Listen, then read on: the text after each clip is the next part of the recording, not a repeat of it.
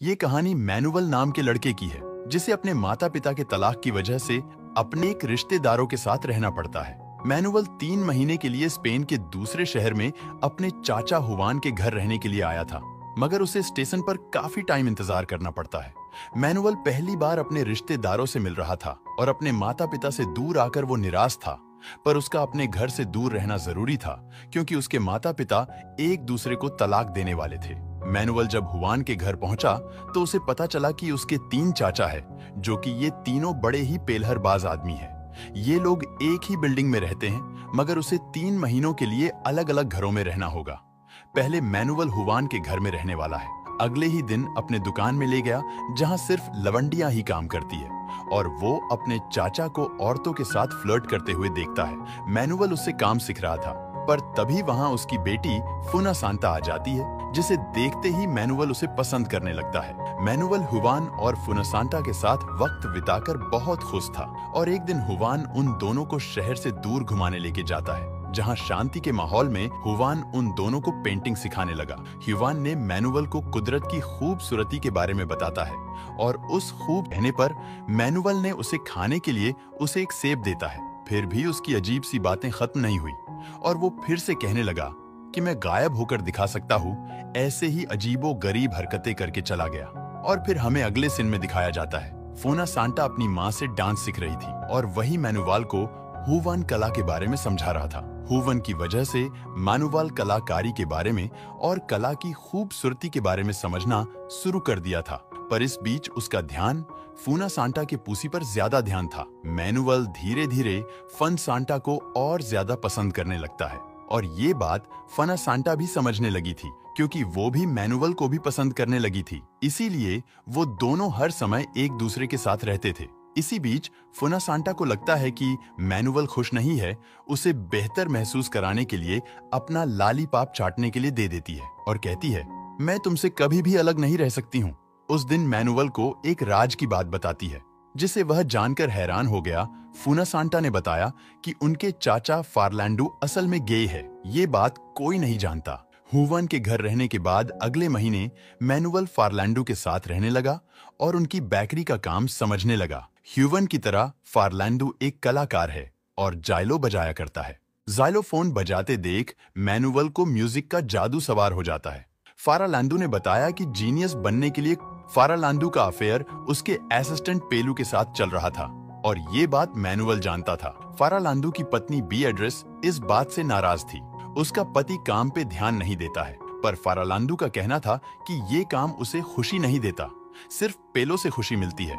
एक दिन उसका असिस्टेंट पेलू ने बताया कि मेरी शादी होने वाली है, इसलिए फार्लैंडो को छोड़ना होगा। उन दोनों के बीच हो रही सारी बातें मैनुअल और फुनसांता सुन रहे थे। पेलू के जाने से लैंडू का दिल टूट जाता है और अपनी जान देने की कोशिश की, पर वो ऐसा कर नहीं पाया। उस शाम जब मैनुअल बीएड्रेस के कमरे में आया तो उससे पूछने लगी कि बीएड्रेस उसे खूबसूरत लगती है या नहीं। मैनुअल से अजीबो गरीब बातें पूछने लगती है। तब मैनुअल ने फार्लैंडो और पेलू के बारे में उसे बता देता है। इस अफेयर के बारे में जानकर बीएड्रेस मैनुअल से इस अफेयर को राज रखने का वादा करने के लिए कहती है, और फार्लैंडो से नाराज होने की बजाय बीएड्रेस उसे संभालने लगी, जिसके बाद उसे बेहतर महसूस कराने की कोशिश भी करती है। मैनुअल एक नई दुनिया देख रहा था, और इस दुनिया में उसे फुनसांता के साथ खुशी मिल रही थी। उस दिन अचानक उन्हें 2 अनजान लोगों को छत पर आते देखा। तब फुनसांता ने बताया कि वो अमेलियो की बेटी लोली और उसका बॉयफ्रेंड है, जो गाजा लेकर वहां से भागा है। फुनसांता को तब कुछ नजर आया, और वो कहने लगी कि मेरे घर में कुछ गलत हो रहा है। घर की ओर जाने पर उन्हें पता चला कि फार्लैंडो की मौत हो गई है। हर कोई परेशान था, मगर उन सबसे ज्यादा परेशान बीएड्रेस थी। उसने बताया कि अचानक से जमीन पर गिर पड़े और उसकी मौत ही गई। हुवान और उसके बड़े भाई अमेता अंटोनियो का फोन आता है, और मैनुअल को पता चला कि अब वो इटली में रहते हैं। मैनुअल अपने पिता को बताया कि मार्गरीटा हर वक्त उन पर नजर रखती है, इसीलिए वो परेशान होने लगा है और घर आना चाहता है। मैनुअल ने फुनसांता को बताया कि जल्द ही उसके पिता उसको लेने आने वाले हैं। ये सुनकर फुनसांता निराश हो जाती है। मैनुअल और फुनसांता एक दूसरे से शादी करना चाहते हैं, पर वो जानते हैं कि 2 कजन्स एक दूसरे से शादी नहीं कर सकते हैं। अमेलियो के घर में एक कमरा था जहां जाने की किसी को इजाजत नहीं था, मगर मैनुअल उस कमरे में चला गया और उसे पता चला कि ये कमरा असल में अमेलियो का क्लिनिक है। अमेलियो उसे क्लिनिक में देखकर खुश हुआ और अपने दूसरे भाइयों की तरह वो भी मैनुअल को अपने काम के बारे में बताने लगा। अमेलियो एक आंखों का डॉक्टर था जो मैनुअल को आंखों में छुपी खूबसूरती को दिखाने लगा। कुछ समय बाद मार्गरीटा उन पर नजर रखने लगी और उन बच्चों पर चिल्लाने लगी क्योंकि उसने उन दोनों को उस कमरे में आने से रोका था, और अमेलियो से कहने लगी कि उनके पिता यानी कि मैनुअल के दादा एंटोनियो से बात करने की जिद कर रहे हैं क्योंकि वो मैनुअल को ही एंटोनियो समझते हैं। मार्गरीटा का कहना था, मैं उन्हें और नहीं संभाल सकती क्योंकि वो दिन भर मरने की बातें करते रहते हैं। अमेलियो जानता था कि उनके पिता मैनुअल से बात करके अच्छा महसूस करेगी, इसीलिए उसने मैनुअल को अपने पिता के पास भेज देता है। मैनुअल के दादा कहने लगे कि दुनिया खत्म होने वाली है और इसीलिए दुनिया खत्म होने से पहले दुनिया देख लेनी चाहिए। फुनसांता के अलावा किसी को भी मैनुअल के दादा की बातें समझ नहीं आती थी और फिर ये कहने लगे, घर में कई सारे राज्य है और वो सारे राज परिवार को शर्मिंदा करती है और वो अपन खुद का राज बताने वाले थे, पर इन्होंने बताते हुए अपनी बात बताना भूल जाते हैं। जब उन्हें अपनी बात याद आती है तो उन्होंने बताया कि मैं वर्ल्ड वॉर का हिस्सा रह चुका हूँ। उस दौरान एक आदमी को बहुत बुरी तरह मारा था और उसे मारकर इसी घर के भीतर गाड़ दिया था। वो ये राज बताने के बाद ये कहने लगे कि उन्हें एक ऐसी जगह जाना है जहां वो सुकून की सांसें ले पाए। यही कहकर वो सो गए। कुछ देर बाद मैनुअल लॉडी आज समय बिताने लगा और वो ये सोचने लगा कि लोली खूबसूरत दिखने के लिए अपने चेहरे को पेंट क्यों कर रही है। जब मैनुअल उसे उसके बॉयफ्रेंड और गाजा के बारे में पूछा तो नाराज हो गई।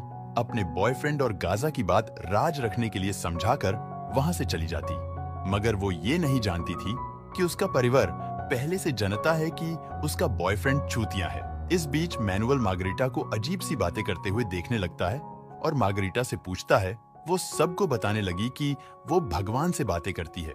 अमेलियो उसकी बातें सुनता है तो वो नाराज होने लगता है और उसके पागलपन को छुपाने की कोशिश करता है, मगर मैनुअल उसकी बातें सुनकर मजे ले रहा था। उस दिन अमेलियो ने लोली से कहा, तुमको अपने बॉयफ्रेंड से दूर रहना होगा, पर जब उसने अमेलियो से बहस करना शुरू किया तो अमेलियो अपना आपा खो बैठा। अमेलियो को इस तरह देखकर मैनुअल बुरी तरह डर गया, पर लोली ने समझाया कि उसके पिता कभी कभार चुतियों वाली हरकत कर बैठते हैं। मैनुअल इस अजीब से परिवार के पागलपन का हिस्सा बनने लगा था, मगर ये पागलपन उन लोगों के लिए आम बात थी। वो सब ऐसे बर्ताव करने लगे थे जैसे वहां कुछ हुआ ही नहीं है। और अचानक अमेलियो के पिता उन्हें अकेलेपन के बारे में कविता सुनाने लगे। वो कविता उन्होंने मैनुअल के पिता अंटोनियो के लिए लिखी थी और कविता अमेलियो को अपने सामने देखकर उन्होंने बताया कि वो यहाँ उसके आने का इंतजार कर रहे थे। अल्जाइमर रोग की वजह से वो सब कुछ भूलने लगे और वो अपने घर का रास्ता भटक गए, इसलिए उस पार्क में आकर बैठ गए।